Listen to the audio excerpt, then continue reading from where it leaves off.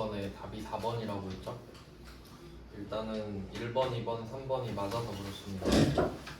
요거는 답만 보면 조금 어려운데 그러니까 소거법으로 찾아야 되는 문제예요. 6번의 답이 왜 이건 자본에서 설명해 드릴 건데 여기서 틀린 게 만기보유증권 평가손익입니다. 이게 아니라 답만 바꿔놓고 넘어가겠습니다. 이게 너무 설명하려면 자본해야 돼가지고 답이 매도 가능증권 평가손익입니다.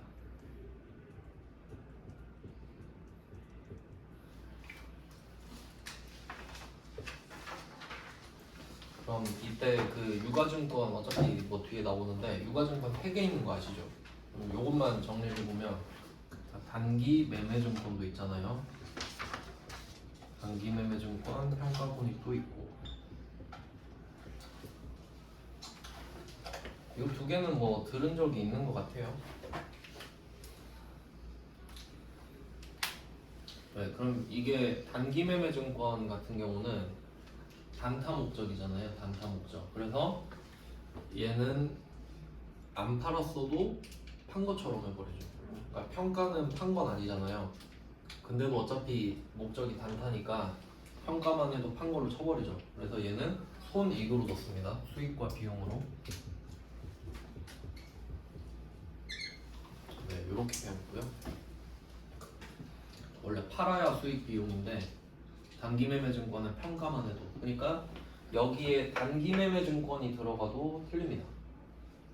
지금 자본이거든요. 5번이 4번이. 그 다음에 매도 가능 증권 평가 손익은 자본입니다. 자본의 증가 또는 감소예요. 이게 원칙이에요. 원칙. 이건 자본에서 자세히 설명을 드리는데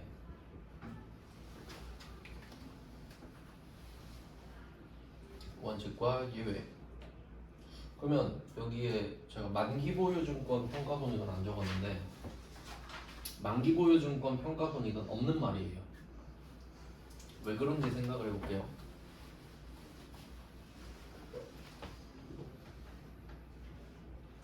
그 이름의 뜻이 있잖아요. 단기 매매 증권은 빨리 팔고 싶은 거죠. 빨리 팔아서 돈 벌고 싶다. 매도 가능 증권은 빨리는 아니야. 근데 얘도 팔 거죠. 언젠가. 평생 갖고 있을 건 아니잖아요. 그러니까 얘 둘은 팔고 싶어. 빨리 팔고 싶고 천천히 팔고 싶어요. 그러면 여러분이 이거를 팔고 싶다는 생각을 하면 계속 시세가 궁금하겠죠. 오늘 얼마지? 오늘 얼마지? 계속 보겠죠. 왜냐면 고점에서 팔아야 되니까. 그러니까 얘네들은 평가를 하는 거예요. 처분을 한다는 전제가 있으니까 평가를 하는 거라고. 이해되시죠? 그럼 만약에 여러분이 팔 생각이 없어.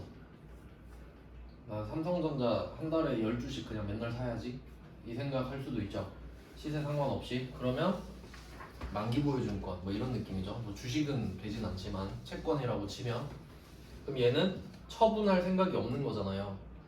그러면 시세가 안 궁금하겠지. 맞죠?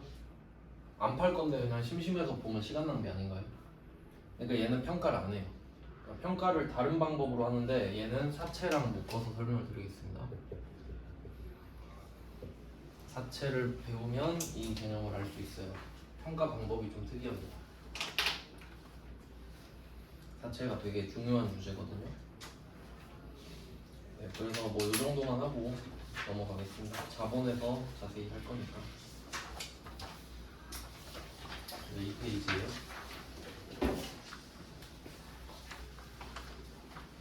7번 문제입니다. 틀린 거 찾는 거예요.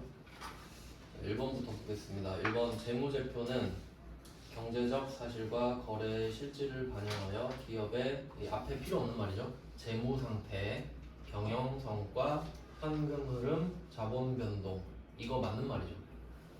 재무 상태표에서 재무 상태를 확인하고 손익계산서에서 경영 성과를 확인하고 현금 흐름표에서 현금 흐름, 자본 변동표에서 자본 변동 맞죠? 맞는 말이고 좋은 말이죠. 그 다음에 2번 중요한 항목은 통합하여 표시할 수 있다? 딱 이것만 보세요. 중요한 항목은 너무 끊어서 봤네. 중요한 항목은 구분하여 표시하며 끊고 중요하지 않은 항목은 통합하여 표시할 수 있다. 맞죠? 생각해서 푸셔야 돼요. 외우는 게 아니라. 한번 이해해 놓으면 떠듬떠듬해서라도 이해해서 풀 수 있잖아요. 아까 알려드렸죠? 안 중요하면 합칠 수 있다고. 맞는 말이죠. 최근 거는 좀 그래도 좀 어렵게 되네요. 그 다음에 3번, 7번 3번. 재무제표는 이해하기 쉽도록 간단하고 명료하게 표시해야 한다? 이거 조금 애매한 것 같은데 얘는 일단 보류해 놓을게요. 저도 답이 없어가지고 지금 3번 아니면 4번이겠는데 4번 볼게요. 4번 사업 결합 그 합병이라고 하죠. A 회사 B 회사 합치는 거 그런 거랑 사업 중단 뭐 청산이랑 좀 비슷하겠네요. 멈추는 거죠 사업을. 이때 영업의 내용이 유의적으로 변경된다. 여기서 유의적 이런 말 있잖아요. 이게 의미가 있다는 말이거든요. 의미가 있다. 뭐 유의미하다, 무의미하다 이런 말 있잖아요. 그럼 회계에서 의미가 있으려면 금액이 커야 돼요. 맞죠? 뭐 100원 이거 갖고 유의적이다 이럴 순 없겠죠. 금액이 크단 소리예요 대충. 뭐 내용이 유의적으로 변경됐다 하면 의미가 있다 이 말이죠. 재무제표의 기간별 비교 가능성을 재고. 여기 또 이 재고는 그 막 북치고 춤춘다 뭐 이런 뜻인데 좀 약간 향상시킨다 이런 뜻이에요. 비교 가능성을 뭐 높이고 그건 고무구나. 재고는 높인다는 뜻이에요 어쨌든. 그럼 재고하기 위하여 재무제표 항목의 표시와 분류는 매기 동일하여야 한다. 여기서는 약간 문맥상 봤을 때 유의적으로 변경된 경우라도 해야 한다. 이건 어릴 때부터 배우지 않나요? 여러분 좀 약간 이상한 문장이다라는 거. 답이 아마 4번일 것 같은데. 네, 4번일 것 같아요. 답이 없어가지고 한번 볼까요? 일단 제 생각에는 유의적으로 변경되면은 맥이 동일하지 않아도 될 것 같아요. 그리고 답을 공개하겠습니다. 정산 세무 2주 101회네요.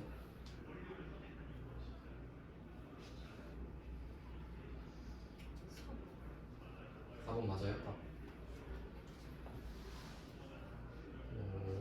4번이 맞네요.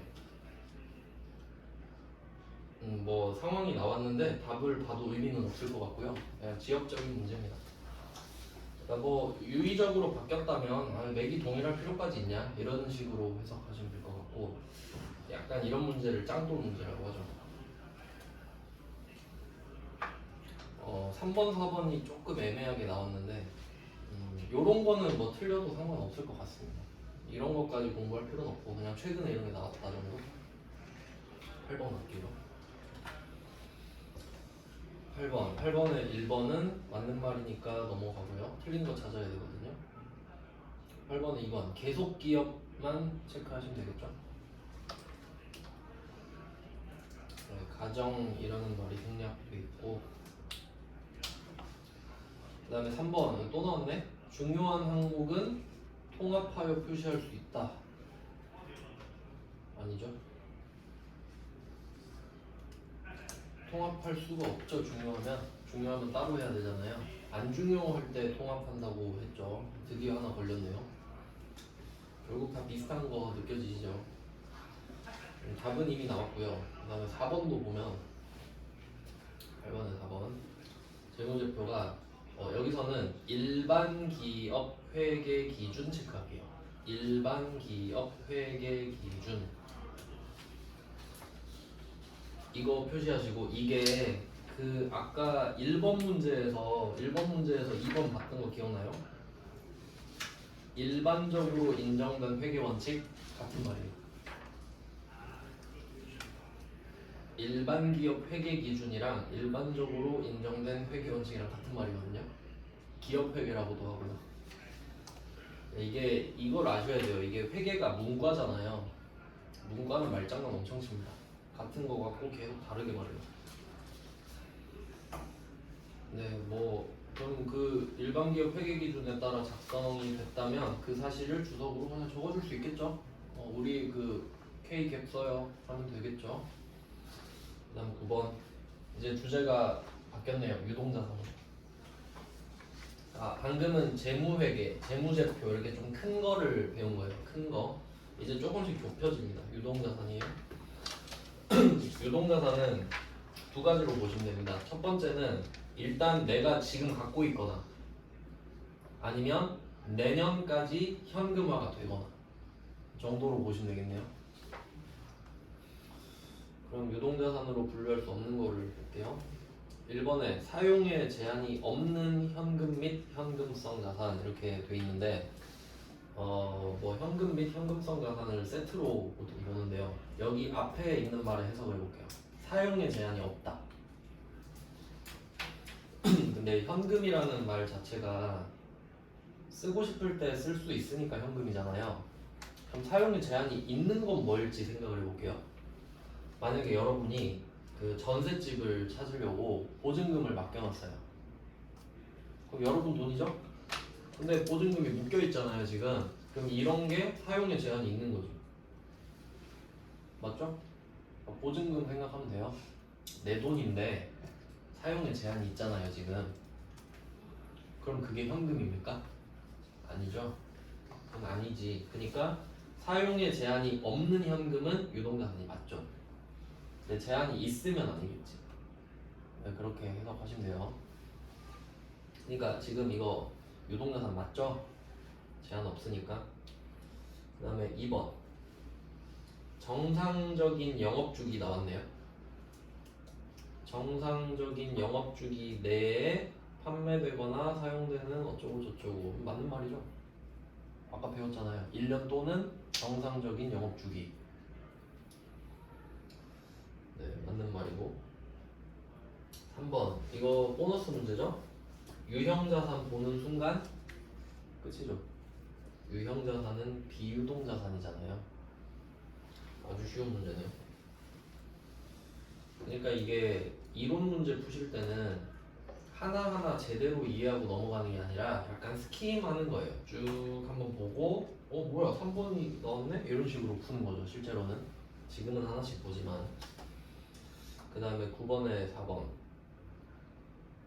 보고기간 종료일로부터 1년 이내 이거랑 정상적인 영업주기 내랑 같은 줄인 거죠. 1년 또는 정상적인 영업주기 이렇게 갔으니까 두 개를 묶으시면 되겠네. 두 개 묶어서 OR. 그러니까 선지 하나를 두 개로 나눠 놓은 거죠 그냥. 9번 이런 거는 되게 좋네요. 네, 유동자산 봤고요. 그 다음은 10번 당좌자산인데 이제 이런 걸 보면은 좀 머릿속에 구분이 돼 있어야 된다는 걸 알 수 있죠. 유동자산 비유동자산.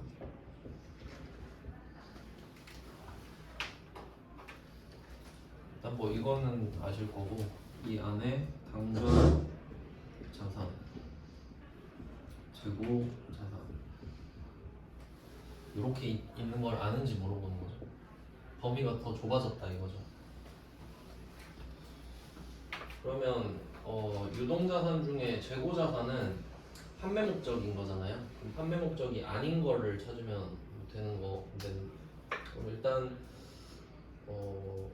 제일 쉬운 거부터 보면은 3번에 단기투자자산 여기에 단기매매증권이 포함되는 거예요.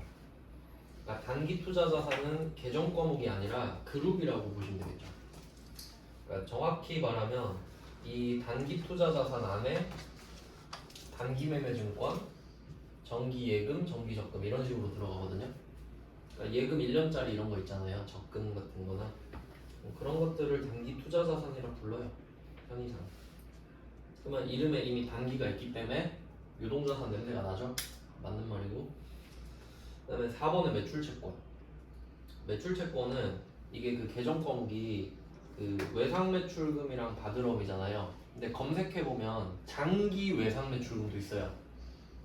장기 받으러옴도 있어요. 그 말은 장기가 안 붙은 애들은 단기죠. 이거 당연히 맞죠. 유동자산 안에 당좌자산 맞고.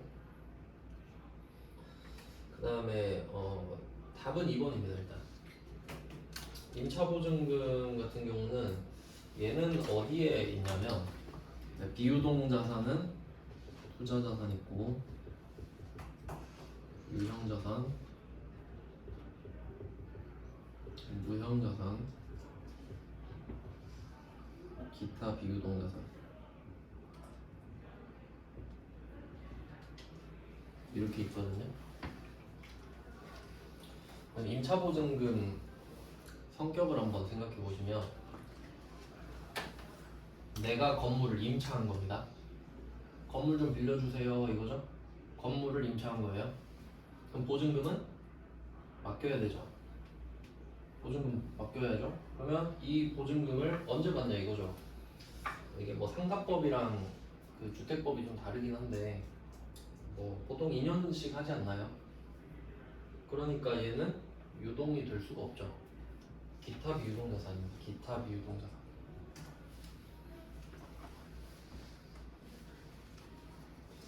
근데 이 문제를 좀 어이없게 맞힌 사람도 있을 거거든요.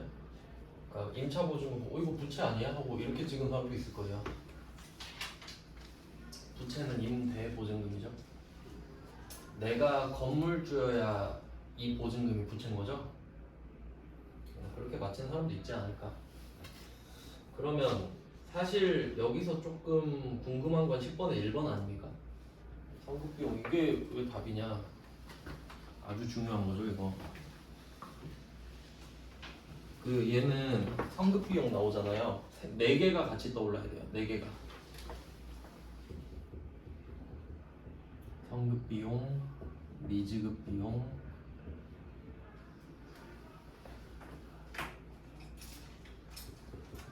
선수 수익, 미수 수익 이렇게 되나? 4개.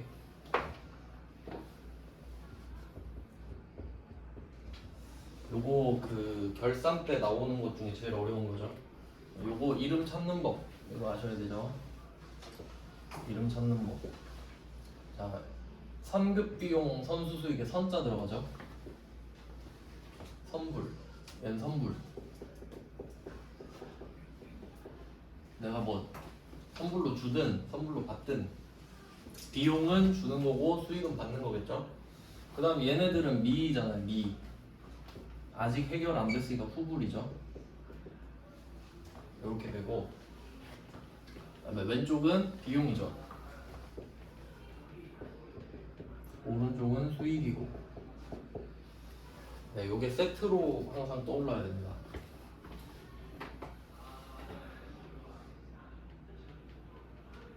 그럼 얘네들의 특징이 뭐냐? 얘네들 회계처리 나올 때 얘네들 12월 31일에 나오잖아요. 두 개 년도에 걸리니까 그런 거죠. 두 개 년도에 그림으로 보면은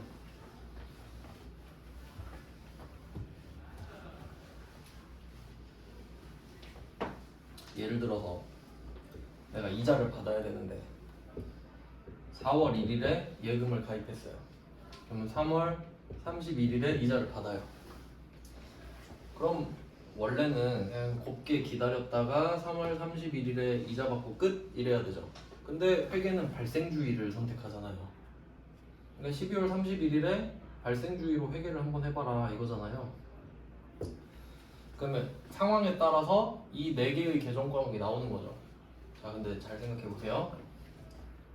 얘는 무조건 1년 안에 해결돼요. 두 개 년도잖아요. 그러니까 얘가 생겼죠. 넷 중에 하나가 해결되죠. 3월 31일에. 12월 31일이어도 그럴 리는 없겠지만 만약에 내가 2월 1일이어도 만약에 12월 1일이어도 해결이 되죠. 어쨌든. 그러니까 얘네들은 절대 2년 이상 남아있을 수가 없단 말이에요. 이 4개는 무조건 1년 안에 해결이 돼요. 그러니까 당연히 당좌자산입니다. 당좌자산 또는 그 유동부채겠죠. 그래서 이 네 개는 무조건 유동이다라고 생각하시면 돼요. 1년 안에 해결이 되니까. 이 성격을 알고 계시면 좀 답이 수월하죠. 근데 사실 2번이 너무 쉬웠습니다. 10번에 2번. 이제 3페이지예요.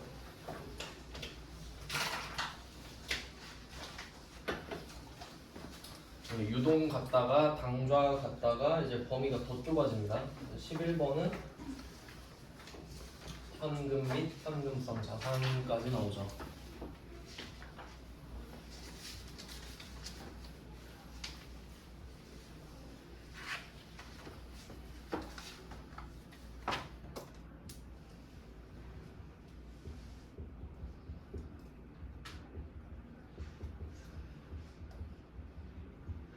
현금 및 현금성 자산 얘를 한번 볼게요.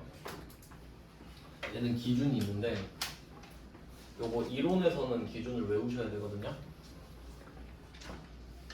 얘는 취득 시점 3개월 내 금융상품 이렇게 기억하시면 됩니다. 취득 시점 3개월 내 금융상품 딱 키워드만 찍어드린 거예요. 하나 둘 셋 이렇게.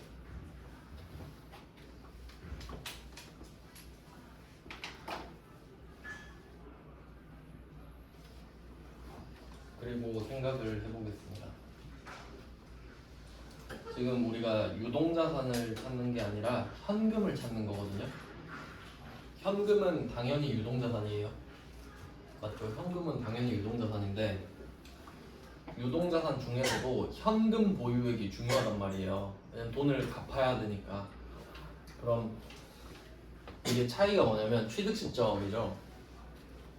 유동자산이랑 비유동자산 구분할 때는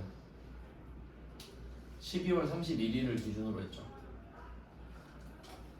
근데 얘는 취득 시점 기준이에요. 취득한 거. 그러니까 내가 만약 오늘 취득했을 수도 있잖아요. 오늘 2월 1일에 23년 2월 1일에 취득을 했다. 그러면 만기가 오늘부터 3달 안에 들어와야 되거든요. 그럼 이게 만기가 무슨 뜻이냐 하면 돈으로 바꿔주는 겁니다. 그러니까 내가 금융상품이라는 걸 샀어요. 근데 살 때 전제가 이거 사시면 3달 안에 현금으로 다시 바꿔드릴게요. 뭐 이런 거예요. 뭐 RP 이런 개념인데 리퍼처스라고 아예 사주는 거죠 다시. 그러니까 그 이 금융상품을 파는 사람 입장에서는 돈을 짧게 빌리는 거예요 나한테. 이자 조금 주고. 그러면 우리 입장에서 이 물건을 사는 순간 만기가 3달 이내라고 하잖아요. 그러면 3달 이내에 현금이 될 건 확실하죠. 그 정도는 현금으로 보자 이거죠. 현금이 아니지만. 그래서 얘는 약간 어떤 느낌이냐면 그 유동자산 범위가 있고 이 안에 이 현금 및 현금성 자산이 있는 건데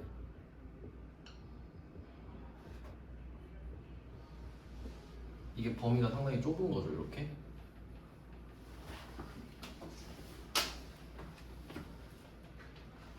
지금 이거 무슨 얘기를 하는 거냐면 우리가 금융상품을 샀는데 오늘 샀어요. 만기가 3개월 이내예요. 그러면 현금 및 현금성 자산에 포함이 되죠. 그럼 얘는 현금이에요. 근데 아닌 애들도 있을 거 아니에요. 내가 금융상품을 샀는데 만기가 4개월이에요. 그럴 수도 있죠. 그럼 얘는 현금 및 현금성 자산은 아니죠. 그래도 유동자산이죠. 이거 하는 거예요 지금. 그러니까 결론은 현금이냐 아니냐 이야기하는 거지. 유동자산인 건 다 알아요 지금. 네, 찾아봅시다. 11번. 현금 및 현금성 자산이 아닌 걸 찾아볼게요. 1번에 미국 달러와 지폐 100달러. 이거 현금이죠? 외국 돈은 현금 아닌가? 동전 지폐가 현금이잖아요. 네, 맞고요. 그다음 2번. 사용에 제한이 없는. 이거 중요하죠? 사용에 제한이 없어야 현금이라 그랬죠. 있으면 안 되잖아요. 그럼 이거 임차 보증금 되겠지. 네, 그 다음에 3번 만기가 도래하여 현금 회수가 가능한 받으러움인데 요것도 좀 특이하거든요.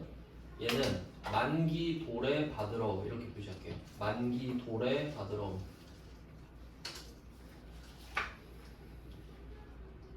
받으러움이 계정 과목이잖아요. 그럼 받으러움이 매출 채권이죠. 그럼 얘는 절대 현금 아니거든요. 근데 받으러움이 딱 하루 현금이에요. 만기 때. 받으러움이 만기가 되잖아요. 그러면 복권이랑 똑같죠. 물론 못 받을 수도 있지만 그 부도는 그 이후의 이야기고 받으러움은 딱 만기 날만 현금이 돼요. 물론 그 이후도 되긴 되겠죠. 지나도 상관없으니까. 만기 이후라고 해야 정확하겠네. 네, 그래서 3번도 맞아요. 그럼 답이 4번이죠. 상환일이 1년 내인 단기대여금. 얘는 유동자산인 건 알겠죠? 유동자산 중에 재고자산은 아니죠. 그럼 당좌자산이겠지. 근데 현금은 아니잖아요. 단기대여금 현금 아니죠? 내가 돈을 빌려줬으니까 내 현금은 나갔고 이 단기대여금은 돈을 받을 수 있는 권리잖아요. 그냥 현금은 아니지. 현금을 받을 권리, 당좌자산입니다. 최근 거는 그래도 조금 어렵게 나오네요. 11번은 4번 답이고요. 얘는 당좌자산이라고 적어두시면 됩니다. 그럼 12번 갈게요. 12번 틀린 거 찾아야 돼요. 1번에 취득 당시 나왔죠? 취득 당시 1번 만기가 1년?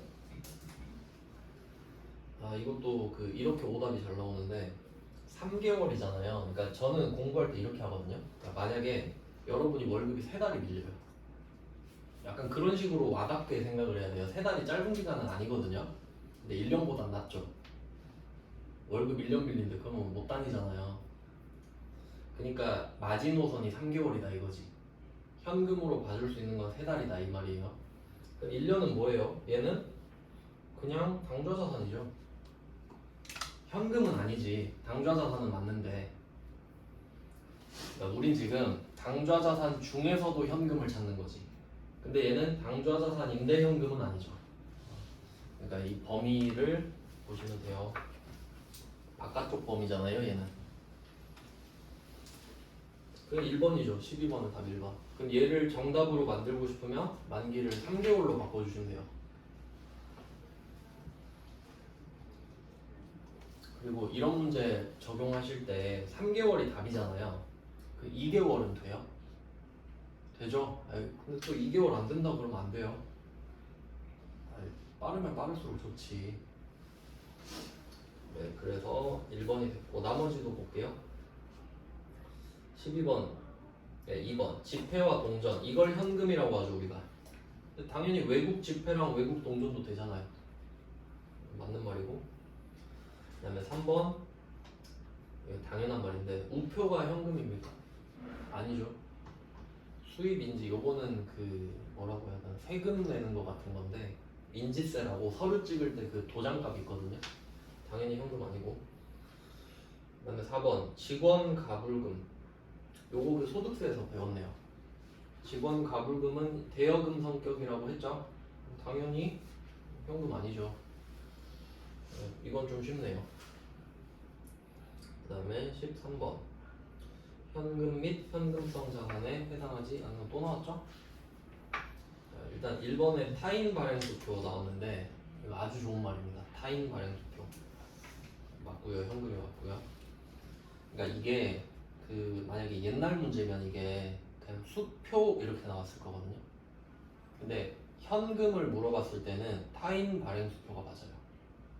왜 그런지 생각을 해보면 그냥 그렇게 외우셔도 되는데 타인이 남이잖아요. 남. 그럼 수표가 우리 배우는 거 2개 있죠. 자기압 수표랑 당좌 수표 2개 있잖아요. 그럼 자기압 수표가 뭔지 생각해 볼게요. 원래 수표는 은행이 발행할 수 있거든요. 근데 기본적으로 은행이 남의 수표를 발행해 주는 게 정상이에요. 남의 수표를 자기 이름만 빌려주는 거지. 근데 특이하게 자기 앞으로 해버린 거야. 그러니까 은행이 자기 이름으로 발행을 하는 게 자기 앞수표거든요.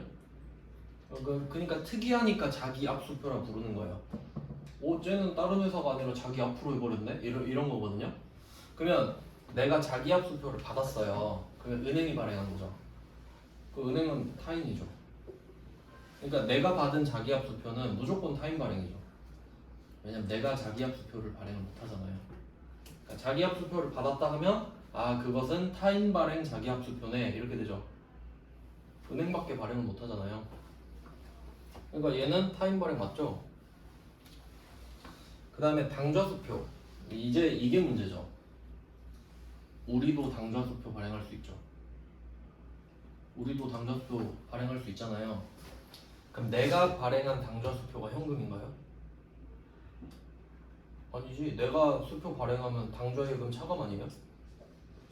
남한테 받은 당좌수표는 현금이죠. 그러니까 타인 발행 수표라고 해야 맞지. 맞아요?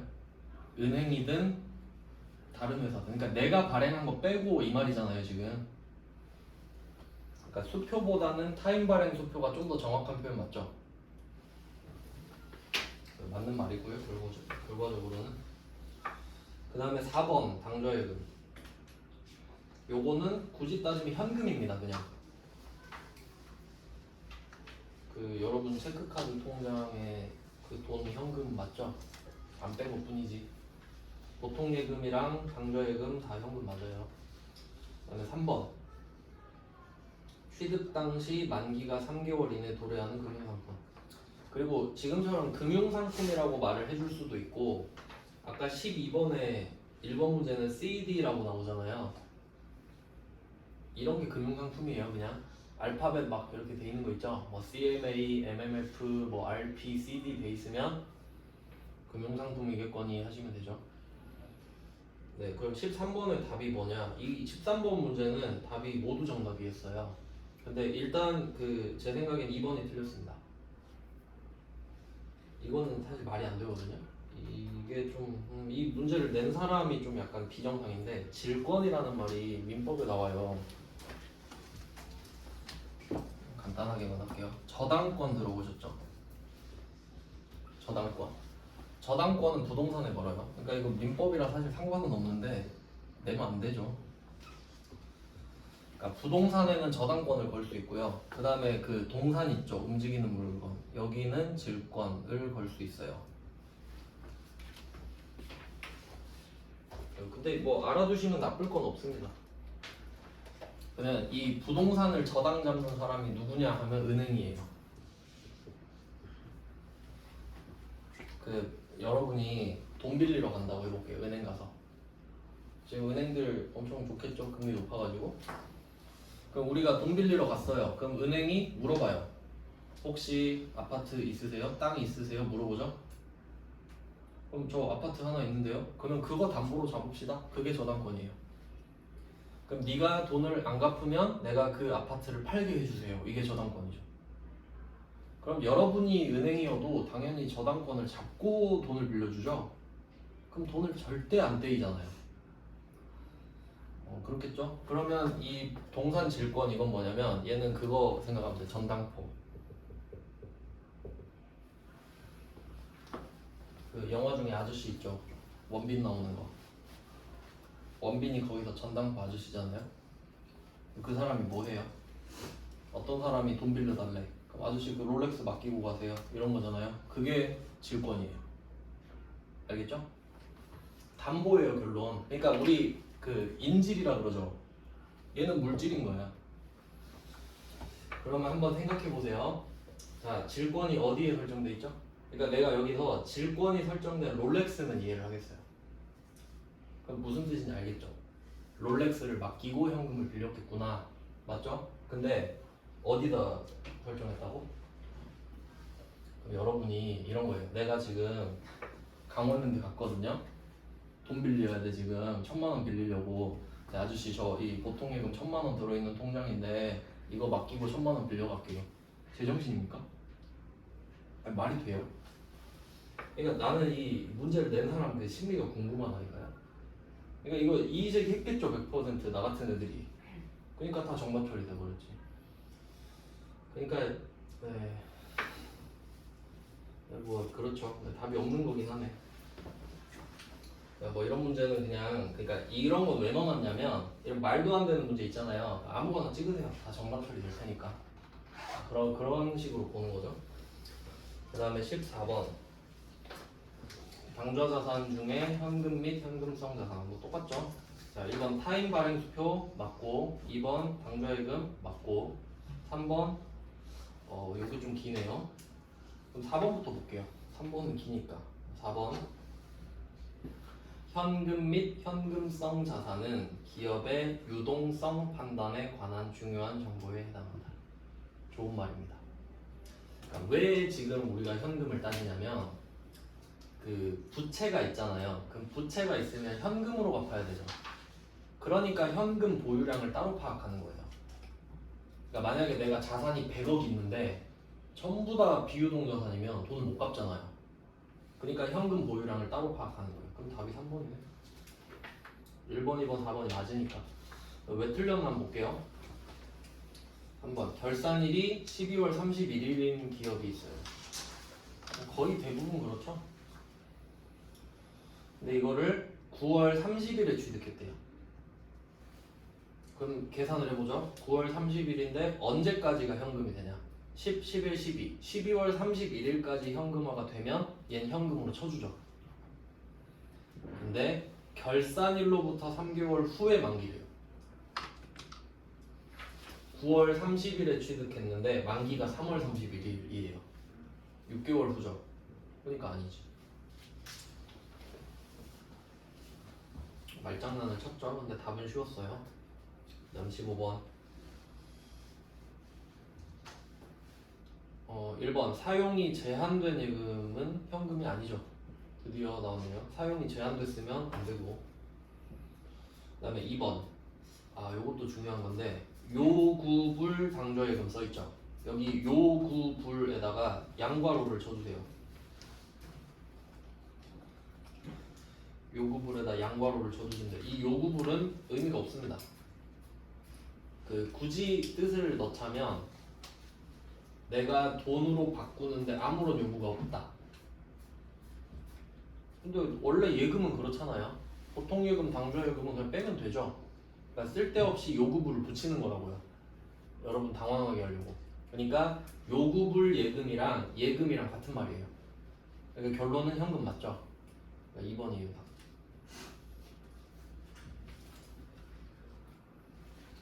그 다음에 3번. 3번은 이 용어를 좀 생각해보면 통화 대용증권 이렇게 있죠. 통화 대용증권. 이런 거 뜻 알면 좀 편한데 통화가 유통되는 화폐예요. 그러니까 돈이죠. 유통되는 화폐 돈이죠. 돈 대용이라고 하면 대신 사용한다는 뜻이죠. 그럼 돈 대신에 사용할 수 있는 게 뭐야? 그게 현금성 자산이겠지. 맞죠? 그러니까 여기서 현금성 자산이랑 통화 대용증권이 같은 말이잖아요. 근데 답이 나왔잖아 지금. 통화 대용증권에 해당하지 않는다며요. 그럼 지금 수입 인지가 중요한 게 아니죠. 여기에 뭐가 나와도 답이 안 될 거 아니야. 통화 대용증권이 아니라며. 이런 식으로 파악을 하셔야 되는 거예요. 수입 인지가 중요한 게 아니지. 뭔지 몰라도 상관없죠. 4번 취득 당시 만기 1년. 오답으로 잘 나오죠. 15번은 답이 2번입니다. 네, 뭐 이런 식으로 하는 거예요. 그럼 지금 현금 쪽을 좀 봤고, 이제 4페이지 가면 유가증권이거든요. 요거는 살짝 설명 초벌만 해놓고 끝내야겠네요. 내일 제대로 볼 건데 간단하게 좀 볼게요. 나름대로 좀 끊어가지고 주제를 분류해 두시는 것도 좋겠죠. 현금, 유가증권 이런 식으로. 16번 한번 보겠습니다. 16번 한 문제만 볼게요. 유가증권입니다. 틀린 것은 일단 1번에 매도 가능 증권. 요거는 그 회계 관점, 그 우리가 분계 위주로 배웠잖아요. 근데 그 분계를 이제 말로 풀어서 정리할 수 있냐 이거죠. 단기 매매 증권이 있었고 매도 가능 증권, 만기 보유 증권 이렇게 3총사가 있죠.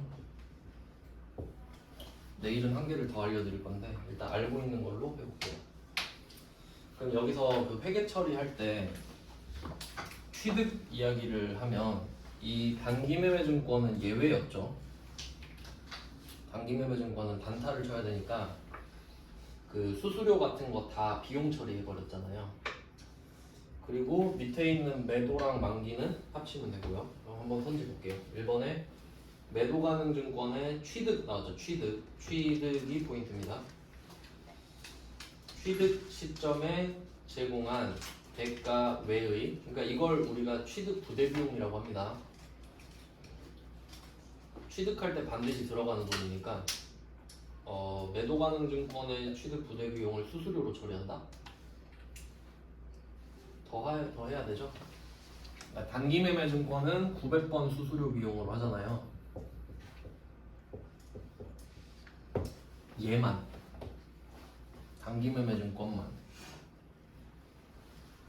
그럼 얘네들은 플러스 알파로 넣어버리죠 그냥. 이게 원칙이니까. 단기 매매 증권이 예외고 얘가 원칙이고.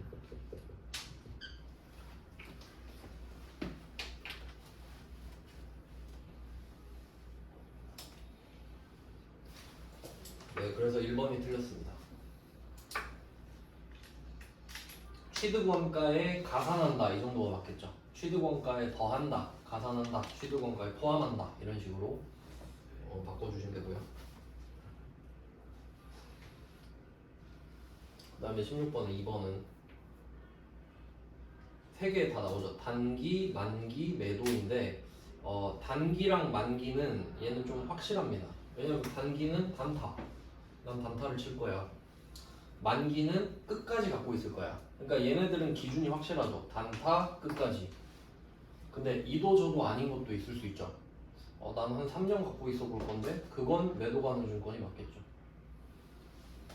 네, 맞는 말이고.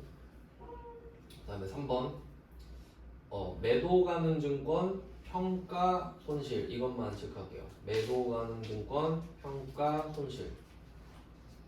요것도 자본에서 이거 내일 자본이랑 같이 해야 되나? 이게 아까 말씀드렸죠. 매도 가능 증권의 평가는 자본으로 한다 말씀드렸잖아요. 그러니까 단기 손익에 영향을 안 미치겠죠. 자본을 넣었다 뺐다 하는데 손익은 뭔 상관이에요? 그래서 맞는 말이고요. 만약에 단기 매매 증권이었다면 영향을 미친다고 하는 게 맞겠고요. 뭐 그런 식으로 응용하시면 되죠. 그 다음에 4번 만기 보유 증권이 내년 안에 현금화가 된다면 유동자산으로 분류할 수 있죠. 이 정도면 좀 쉬운 편이네요. 16번 이렇게 갖고 내일은 좀 그 제대로 깔아놓고 오겠습니다. 고생하셨습니다.